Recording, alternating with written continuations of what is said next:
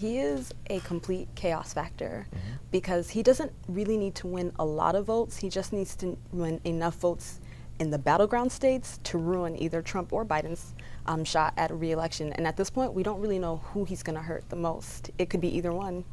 Welcome to Reporter's Notebook, where we talk to the Washington Examiner's top journalists about the stories breaking on their beats. I'm Jim Antle. I'm joined today by national political correspondent Mabinty Quarshie. Mabinty, Robert F. Kennedy Jr., he's picked a running mate, so there's now this full independent ticket. We don't talk about him so much. We usually talk about Donald Trump and Joe Biden, but there's a potential for him to be a real factor in this race, no? Yeah, he is a complete chaos factor because he doesn't really need to win a lot of votes. He just needs to win enough votes in the battleground states to ruin either Trump or Biden's shot at a re-election. And at this point, we don't really know who he's going to hurt the most. It could be either one. Right, and in some polls, he's actually polling pretty well. He's polling above 10%, like on average, it's about 12 to 13%. Now imagine getting 12 to 13% of the vote in Georgia or Arizona or Nevada.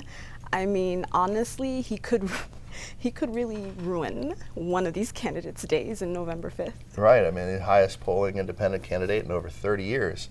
But there are other people who are flirting with third-party bids or independent bids, some who've already gone forward with it. Are there no labels is obviously, no candidate still, but no labels is still moving forward.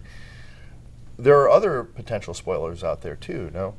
Okay, so technically, like Jill Stein is still running for president with the Green Party. Right. We have Cornel West who's still running. They haven't caused a lot of noise, but that's a good point, right? Even if they win, a couple thousand votes, that could still be a huge problem, especially if they do it in like a Wisconsin or Michigan. And I want to point out that No Labels, I'm not sure. Their convention is supposed to be sometime in April. They still don't have a candidate. Right. Everyone has said no, so No Labels might fizzle out before we know it.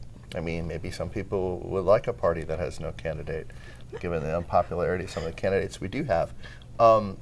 Speaking of the candidates that we do have, however, Joe Biden and former President Donald Trump are competing for the supporters and donors of Nikki Haley, who is the last Republican primary opponent. How is that competition going? Okay, so actually Biden is competing for Haley voters. I think there's an argument that Trump is not, because he doesn't care. He hasn't reported. YOLO, he's the YOLO candidate. I mean, and I can understand it in some ways. I can understand him saying, these weren't real Republicans anyways, why am I wasting time doing that?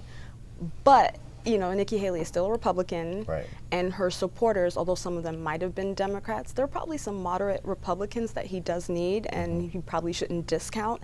And so I think it's interesting that, when Governor Ron DeSantis drops out, he does endorse Trump, but we don't see him on the campaign stage with Trump.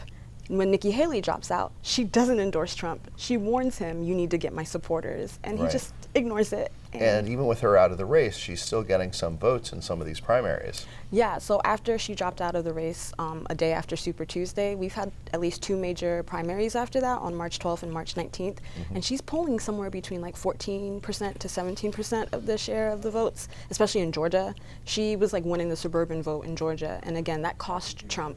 In 2020, he lost Georgia, and arguably there's a case to say he cost Georgia the two Senate Republican races as well.